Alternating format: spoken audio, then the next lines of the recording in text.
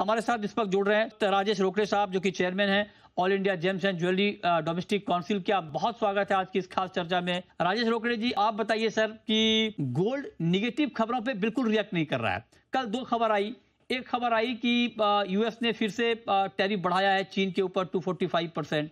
उस पर मार्केट ने बड़ा रिएक्शन दिखाया, बड़ी तेजी आई। लेकिन जब रात को पॉवेल की स्पीच आई और पॉवेल ने अपनी स्पीच में ये बात कही कि हम ब्याज दरें बढ़ाने में अभी बहुत सावधानी बरतेंगे, क्योंकि जो 2024 का अमेरिका था हमारे पास, उसमें 2.4% की ग्रोथ थी, महंगाई कम हो गई थी, अनएम्प्लॉयमेंट रेट में कमी आई थी। लेकिन अब जो ट्रंप के आने के बाद का जो यूएस में मिल रहा है, उसमें ग्रोथ को लेकर चिंता है, महंगाई बढ़ सकती है और अनएम्प्लॉयमेंट रेट भी बढ़ सकते हैं। इसलिए दरें घटाने में हम जल्दबाजी नहीं करेंगे, धैर्य रखेंगे। इस खबर पे मार्केट ने कोई रिएक्शन नहीं दिया, मतलब इस खबर को गोल्ड ने देखा ही नहीं। ये चल क्या रहा है सर मार्केट में? मृत्युंजय जी बिल्कुल बहुत ही बढ़िया आपने जो नाम लिया उसके लिए तो सही में मुझे भी एक नाम याद आ गया कि चैन से अगर सोना हो तो चैन से सोना खरीद लो सबसे पहले तो। सोने का चेन आज खरीद लो।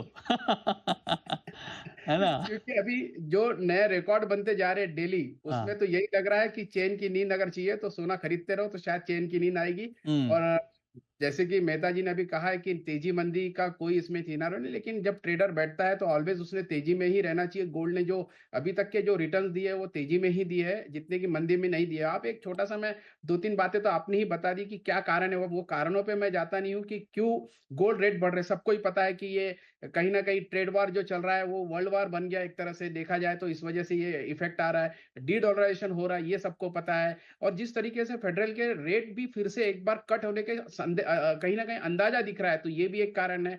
तो कहीं ना कहीं ये कारण तो सबको पता है, लेकिन जिस तरीके से अभी आपने ये सवाल पूछा कि निगेटिव या पॉजिटिव न्यूज कुछ भी रहे, लेकिन गोल्ड तो बढ़ता ही बढ़ता है। उसके पीछे रीजन एक ही है, ट्रस्ट।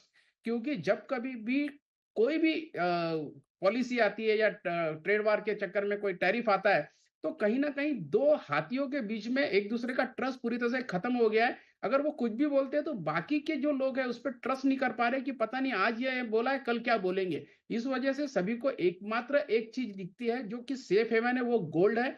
और रिसेशन जैसी परिस्थिति आने के लोगों को लगता है कि ट्रेड वार के चक्कर में कहीं रिसेशन आ गया कि कहीं तो देश में तो बहुत बड़े प्रॉब्लम्स होंगे। निश्चित तौर पे भारतीय अर्थव्यवस्था इतनी मजबूत है और भारतीय जहां हम लोग आज हर बार ये कहते हैं कि हमारी जनसंख्या हमारी कमजोरी है, लेकिन आज वही हमारी सबसे बड़ी ताकत बनने वाली है। इसलिए भारत में तो मुझे नहीं लगता किसी प्रकार के डायरेक्ट अर्थव्यवस्था पे कोई प्रॉब्लम आएगा। लेकिन ये रिसेशन रिसेशन के चक्कर में कहीं गोल्ड को ये पॉजिटिव पॉजिटिव करते करते इतना आगे न ले जाए। क्योंकि एक गोल्डमैन सैक की एक रिपोर्ट आई है, आपने भी देखी होगी, जिन्होंने सबसे पहले 3100-3200 डॉलर का अनुमान लगाया था, तब $2800 था गोल्ड। हमने और आपने इंटरव्यू किया था। अभी उनकी एक और नई रिपोर्ट आई है जिसमें उन्होंने अभी हाल ही उन्होंने बताया कि 37,000 सॉरी $3700 अभी आपको इसी साल दिख जाएगा। और 3700 के बाद उन्होंने तो 4500 तक के अनुमान लगा दिया है कि गोल्ड अगर 4500 भी चले जाता है तो उनको कोई आश्चर्य नहीं लगता है।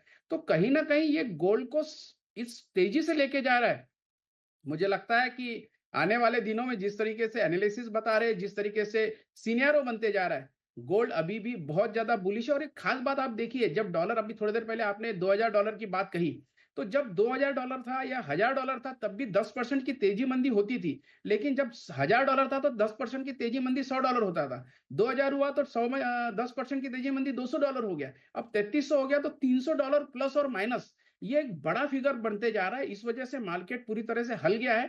और ये कयामत और ये सब चीजें एकदम से सटीक बैठती है। मेरा तो एज अ मतलब हमारे हम तो फिजिकल मार्केट और हाँ। ज्वेलरी एसोसिएशन को हेडिंग करते हैं। इस वजह से हमारा एक ही कहना रहता है हाँ। कि सभी ज्वेलर्स ने ऑलवेज बाइंग पोजीशन रखनी चाहिए, किसी प्रकार का स्पेकुलेशन पे नहीं जाना चाहिए। हाँ। जितना बिकता है उतना खरीद लेना चाहिए और ठीक है। चैन की नहीं ओके। चाहिए।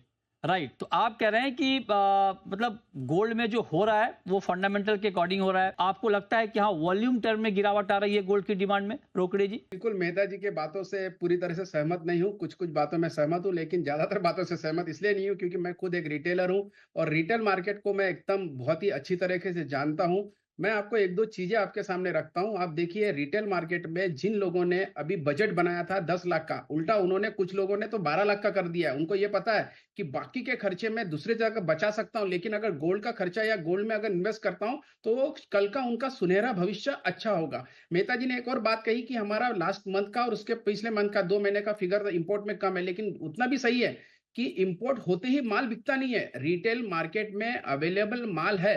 आप पूरा ऐसा ईयर का अगर पूरा टोटल देखेंगे, मैंने इसके पहले भी कोट किया है, 741 टन के अगेंस्ट में 802 टन का इंपोर्ट क्या दिखाता है कि वॉल्यूम वाइज बढ़ा है, घटा नहीं है। अगर आप पूरा 1 साल का अगर पूरा टनेज ले लेंगे ना, पूरा कितना इंपोर्ट हुआ है, तब आप बता सकते हो कि वॉल्यूम वाइज घटा है कि नहीं घटा है। लेकिन मेरा क्लियर कट कहना है कि ओवरऑल मार्केट में अच्छी खासी डिमांड है और अक्षय तृतीया और वेडिंग सीजन होने के नाते कस्टमर मार्केट में आ रहे हैं। बस ये मानता हूं मैं कि जिस तरीके से मेहता जी ने एक बात कही कि 56,000 या 60,000 का एक रूमर निकला था कि भाव कम होने वाले, इस वजह से कुछ लोग रुक गए थे।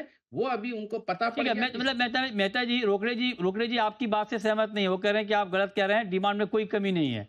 अच्छा, ये बात रोकड़े जी, हमने कई सारे और भी एक्सपर्ट से बात की है, वो सब लोग ये कह रहे हैं, मतलब सिर्फ आप ऐसा है जो कह रहे हैं कि इस बड़ी तेजी में भी वॉल्यूम डिमांड में कमी नहीं आई है, नहीं तो बाकी जो बुलियन के एक्सपर्ट हैं, जो लिस्टेड कंपनियों का जिक्र अभी मेहता जी ने किया, सब लोग ये इंडिकेशन दे रहे हैं कि हाँ, वॉल्यूम डिमांड में कमी आएगी। तो सर, आपके यहाँ कोई अलग तरीके के ग्राहक आ रहे हैं, उनसे मिलना चाह रहे हैं सर हम लोग, कि अगर वो ग्राहक वहां है तो बाकी दुकानों पे भी जाएं खरीदने के लिए। बिल्कुल, बिल्कुल फैमिली ज्वेलर्स जितने भी है वो अच्छा खासा बिजनेस कर रहे हैं और मैंने कहा है कि वो एक रूमर सिर्फ आए थे कि सोने के भाव 56,000 हो जाएंगे, जी। 60,000 हो गए, उस वजह से कस्टमर रुके थे। लेकिन वो कस्टमर फिर से मार्केट में आ गए और मुझे लगता है कि जिस हाँ। तरीके के भी रेट और बढ़े हैं, हाँ। तो उल्टा कस्टमर का फेथ इसके ऊपर बढ़ा है। और खास ठीक बात बात। ये मैं बताना जरूरी चाहता हूँ जी। कि गोल्ड का अट्रैक्शन ही गोल्ड का रेट है। नहीं, वो तो अगर ठीक है सर, उस पे तो कोई दो राय नहीं है, मतलब अट्रैक्शन तो है, इस और पे वो कोई इम्पोर्ट के असहमति नहीं है। जी, अट्रैक्शन तो है, जो तभी तो दाम इम्पोर्ट इतने बढ़ गए सर।